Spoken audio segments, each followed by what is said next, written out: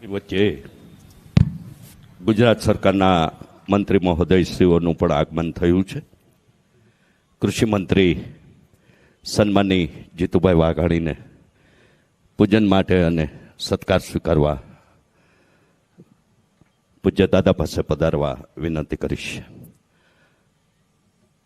ઉર્જા અને ન્યાયતંત્રના અને અમરેલીના કારણે તથાસ્તુ વિદ્યાપીઠ પ્રત્યે નજીકનો સ્નેહ ધરાવતા અમારા અમરેલી વિધાનસભા ક્ષેત્રના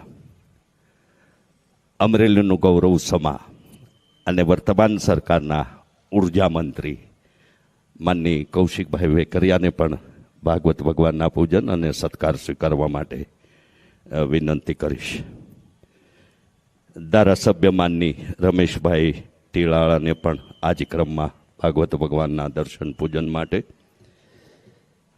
રાજકોટ શહેર ભાજપ પ્રમુખ યુવા અગ્રણી ડૉક્ટર માધવ દવેને પણ આ જ ક્રમમાં ભાગવત ભગવાનના દર્શન પૂજન માટે પધારવા વિનંતી કરીશ.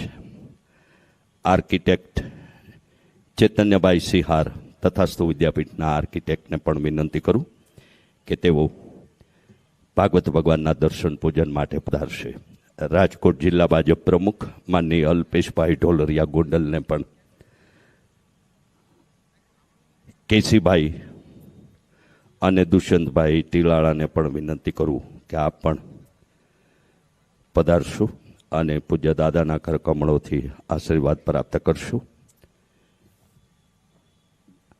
તથાસ્તુ વિદ્યાપીઠના અનેક ઉત્સવો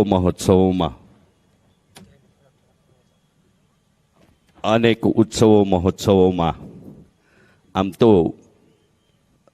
દાદા સાથે જેમની મિત્રતા પણ છે, રહી છે અને રહેશે એવા ઉર્જા મંત્રી માનની હંમેશા જીતુભાઈને સમય ફાળવાનું કહે છે.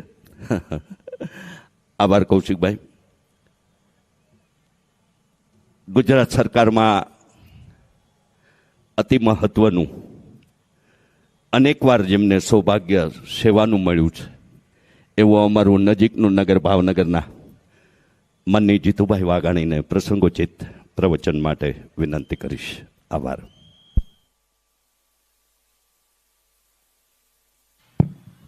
રાધે રાધે.